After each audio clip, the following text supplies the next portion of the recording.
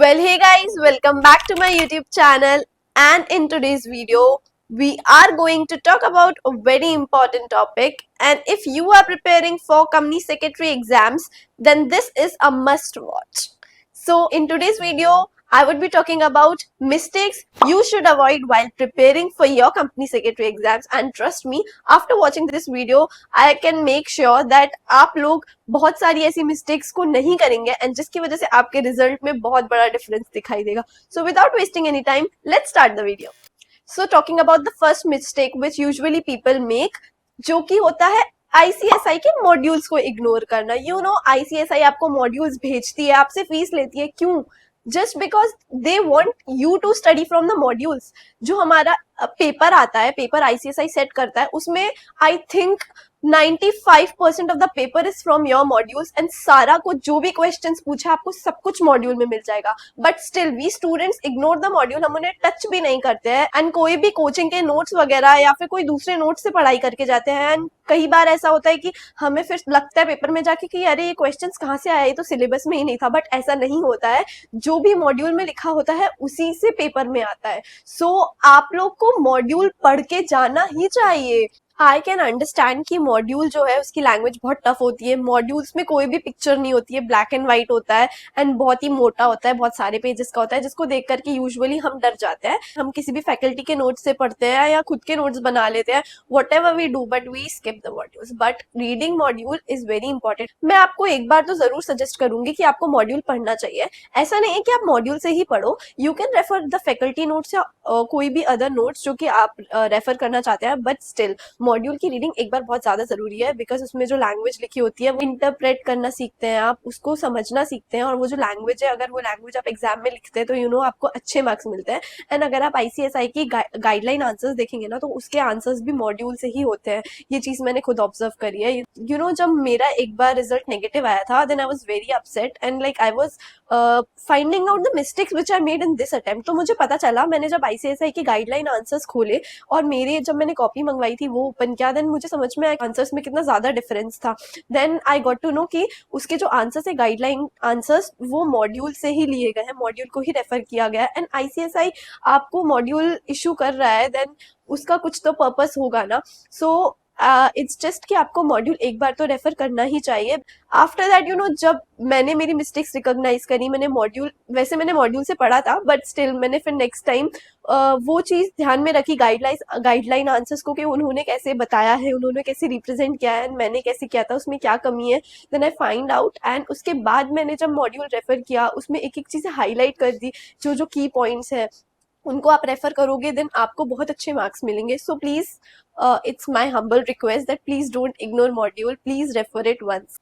The second most important thing is like, you know, आप लोग सोचते हैं कि मैं ये भी पढ़ लूँ, ये भी पढ़ लूँ, ये भी पढ़ लूँ. टू मेनी नोट्स से आप पढ़ने की कोशिश करते हैं and you no you will end up doing nothing. आपको एक भी अच्छे से नहीं समझ में आता है. सो ये गलती मत करिएगा कि आप बहुत सारे नोट्स से पढ़ने की कोशिश करें. खुद के भी बना लिए हैं, आप मॉड्यूल भी रीड कर रहे हैं, आप उसके बाद कोई फैकल्टी के नोट्स भी पढ़ रहे हैं, आपका कोई फ्रेंड है जिसने कोई दूसरी फैकल्टी के नोट्स लिए हैं, तो आपने उससे वो भी ले लिया है.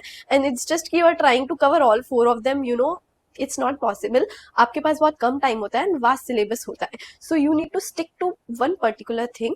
एंड यू नो, मैंने जैसे बोला कि मॉड्यूल पढ़ना जरूरी है, तो मॉड्यूल की एक रीडिंग तो जरूरी है, रफ रीडिंग, जिससे आपको समझ में आएगा. एंड मॉड्यूल के बाहर तो कुछ आता नहीं है, बट स्टिल आप जो भी फैकल्टी से आपने लेक्चर्स लिया, आप उनके नोट्स रेफर कर सकते हैं, या फिर उसको भी आपने अगर समराइज तरीके से खुद के लिए बनाया वो रेफर कर सकते हैं. इसके अलावा कोई भी आपको और चीज रेफर नहीं करनी है, बिकॉज आप कंफ्यूज हो जाएंगे. एंड यू नो, एग्जाम के थोड़े टाइम पहले need to stick to one particular thing. Third thing जिसकी वजह से बहुत सारे लोग फेल होते हैं, एंड यू नो मैं भी एक थी जिसकी वजह से मुझे भी नेगेटिव रिजल्ट मिला है, विच वॉज एक दिन पहले आपके पास कोई स्ट्रैटेजी नहीं है, एक दिन पहले आपके पास कोई ऐसे नोट्स नहीं है जिनको आप रेफर कर सकते हैं, समरी नोट्स, या फिर जिससे आप रिवीजन कर सकते हैं.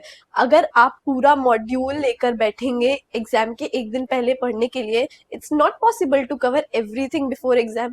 अगर आप फैकल्टी के नोट्स भी लेकर के बैठेंगे तो भी it's not possible to cover before exam. तो अगर आपके पास कोई ऐसी स्ट्रैटेजी है, या आपने कुछ कीवर्ड्स हाईलाइट कर रखे हैं, या फिर आपने कुछ अपने खुद के तरीके से कुछ सोल्यूशन बना रखा है एक दिन पहले पढ़ने के लिए, then well and good. But अगर आपके पास कोई भी स्ट्रैटेजी नहीं है, so please I recommend you कि आपको एक स्ट्रैटेजी डेवलप कर लीजिए अभी से कि आप एग्जाम के एक दिन पहले कैसे पढ़ेंगे। क्योंकि अगर आप दोनों मॉड्यूल्स दे रहे हैं, then you are not getting enough time to read everything, to study everything, to revise everything. And अगर आप एक मॉड्यूल भी दे रहे हैं तो भी आपको एक ही दिन मिलेगा या हार्डली 2 days। सो आप नहीं पढ़ पाएंगे, नहीं कवर कर पाएंगे एवरीथिंग, यू नो, क्योंकि आपका जो प्रॉपर नोट्स होते हैं उसमें सारी चीजें दी हुई होती हैं। एंड 1 day बिफोर रिविजन जो है वो ये मांगता है कि आप सिर्फ जो इम्पोर्टेंट प्रोविजंस देख लिए, सेक्शन नंबर्स देख लिए, या what is the crux of that particular thing. So आपके पास एक प्रॉपर स्ट्रैटेजी होना चाहिए कि मैं एग्जाम के एक दिन पहले पढ़ाई कैसे करने वाली हूँ। कुछ सब्जेक्ट्स होते हैं जस्ट लाइक टैक्स। सो मेरे साथ क्या हुआ था कि टैक्स बहुत बड़ा वास्ट सब्जेक्ट था प्रोफेशनल में। डीटी, आईडीटी, कस्टम्स, मतलब इतना ज्यादा मेरे पास स्टडी मटेरियल हो गया था, इतना ज्यादा कंटेंट हो गया था कि पहले तो स्ट्रेस आया मुझे बहुत ज्यादा कि मैं कैसे करूंगी। देन जैसे तैसे आई वाज लाइक कि नहीं मैं कर लूंगी, मैं पढ़ना चालू किया, बट स्टिल मैं पूरा नहीं कवर कर पाई थी एग्जाम के पहले। एंड उसकी वजह से मैं जो पोर्शन छोड़ के गई थी वो मुझे अच्छे से नहीं बन पा रहा था, एंड जिसकी वजह से I could not clear it in the first attempt. So I would recommend you all कि आपके पास एक प्रॉपर स्ट्रैटेजी होना चाहिए जिससे कि आप बहुत अच्छे से एक दिन पहले स्ट्रेस फ्री होकर पढ़ पाए। Fourth important thing which is you know, आपको सेल्फ स्टडी पर ज्यादा ध्यान देना चाहिए। कोई भी ऐसी कोचिंग नहीं है, कोई भी ऐसे नोट्स नहीं है जो आपको बिना सेल्फ स्टडी के पास करवा पाए। यूजुअली स्टूडेंट्स क्या करते हैं, वो लेक्चर्स देखने पे फोकस करते हैं, वो अपना पोर्शन कंप्लीट करना या सिलेबस कंप्लीट करने पे फोकस करते हैं। But you know self study बहुत ज़्यादा इंपॉर्टेंट होती है प्रोफेशनल एग्जाम्स में। अगर आपने प्रॉपर सेल्फ स्टडी नहीं करी है, देन आपने कितने भी लेक्चर देखे हो, कितना भी कुछ मैराथन देखा हो, सुना हो, आपको जब सॉल्व करने बैठोगे तब आपको क्वेश्चंस नहीं बनेंगे। यू नो लेक्चर्स जो है ना हमारे प्रेपरेशन का 30-40% है, बट जो हमारा सेल्फ स्टडी है ना, it's around 60%। So self study ही एक ऐसा टूल है जिसकी वजह से आप पास हो सकते हैं। So in like professional courses self study matters a lot. Now coming on to the fifth thing which is writing practice.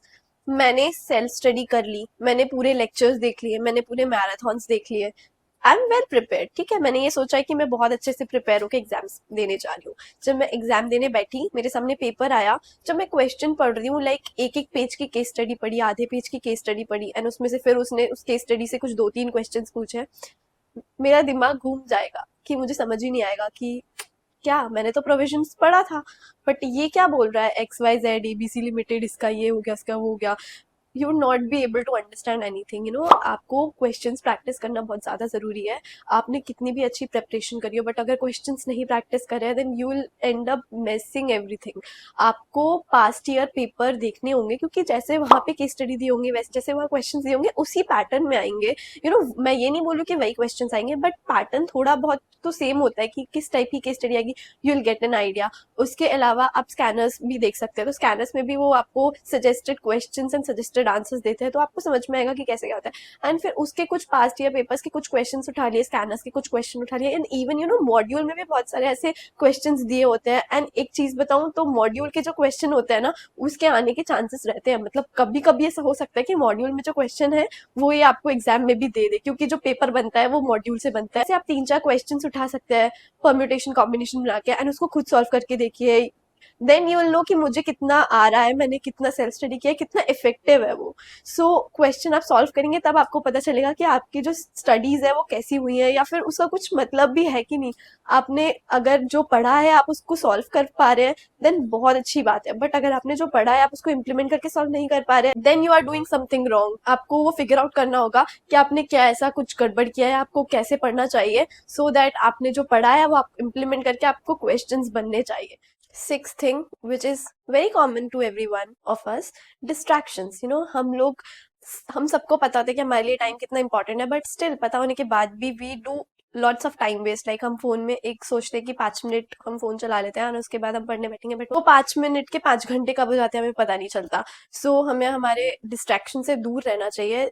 It's just कि जब तक हमारे एग्जाम है तब तक तो दूर रहना चाहिए। एग्जाम खत्म हो जाते हैं उसके बाद यू विल गेट 2 months, सो आप वो 2 मंथ में जो करना चाहे वो कर सकते हैं, बट इट्स जस्ट कि जब तक एग्जाम है आपको थोड़ा फोकस मेंटेन करना चाहिए एंड डिस्ट्रैक्शन से दूर रहना चाहिए। सो टाइम वेस्ट मत कीजिए, एंड यू नो फोन भी आप दूर रखिए, टाइम मैनेजमेंट करना सीखिए. सो अगर टाइम मैनेजमेंट आ जाता है then you can master your life. Seventh and the last thing, you know what students do, उनको पढ़ाई से ज़्यादा फिक्र होती है कि मैंने एग्जीक्यूटिव पास कर लिया तो मैं कहाँ से इंटर्नशिप करूँगी, CLDP क्या होता है, EDP क्या होता है, कितने दिन का होता है, एंड मैं कंपनी से करूँगी, फर्म से करूँगी, मेरा रिजल्ट अच्छा आएगा बुरा आएगा, मम्मी पापा क्या बोलेंगे, व्हाट वुड रिलेटिव से. अरे भाई पहले आप पढ़ाई तो करो, उसके बाद सोचना ना what would be the result. You should just focus on your studies ना. आउटकम जो भी होगा it would be depending on your studies या what you have done in your present. आप फ्यूचर का सोचते हो बट प्रेजेंट को आप बिल्कुल भी अच्छे से यूटिलाइज नहीं करते हो, प्रेजेंट में आप पूरा टाइम वेस्ट कर रहे हो. सो ये कुछ साइकोलॉजिकल चीजें हैं जिन पे आपको वर्क करना चाहिए. आपके जो थॉट्स है वो आपको कहाँ पर उसको फुल स्टॉप लगाना है, you should know that. Otherwise आप उसी में निकल जाएंगे, उसी में रह जाएंगे एंड आपका एग्जाम्स एग्जाम्स वो सब रखा रह जाएगा. जब आपका रिजल्ट ही नेगेटिव आएगा then how would you do your articleship, या फिर आगे आप कैसे बढ़ेंगे. सो बहुत एक जो इम्पोर्टेंट फेज है वो आपका ये स्टूडेंट लाइफ का एग्जाम्स क्लियरेंस है. अगर आपने एग्जाम क्लियर कर लिया ना, उसके बाद आप इन सब चीज़ों पर ध्यान दोगे ना तो वो मैटर करेगा. So please focus on your present instead of future, and if you will focus on your present then future will automatically get brighter. So these were some tips I can say from my side and the mistakes which you should avoid while your preparation as well as your exams. And ये कुछ ऐसी mistakes है जो मैंने अपने खुद के experience based पे भी बताई है कि मेरा जो result negative था, मैं बहुत रोई थी उस दिन. एंड उसके बाद फिर मैंने अपनी कॉपीज मंगवाई थी एंड आई फिगर्ड आउट कि क्या मिस्टेक्स मैंने ऐसी की थी जिसकी वजह से मेरा रिजल्ट अच्छा नहीं आया. And I was blaming the checker कि सब कुछ तो मैंने लिखा था उसके बाद भी मुझे मार्क्स नहीं मिले, बट उसकी गलती नहीं थी, वो गलती मेरी थी. कुछ तो ऐसी कमी थी ना जिसकी वजह से उसको लगा होगा कि भाई मैं मार्क्स इतने देता हूँ instead of full. So I realise that and I worked on that and in the very next attempt I passed. So यही कुछ लाइफ के लेसन होते हैं कि आपकी मिस्टेक से आपको सीखना होता है कि आपने क्या गलती की है and you should not repeat it next time, so you will get result in your favor. So guys, that's it for today's video. Hope you guys like the video, and अगर आपको इससे कुछ भी information मिली हो या कुछ help मिली हो, so please do like, share, comment and subscribe to my YouTube channel. And तब तक के लिए पढ़ते रहिए. Keep smiling. Bye bye.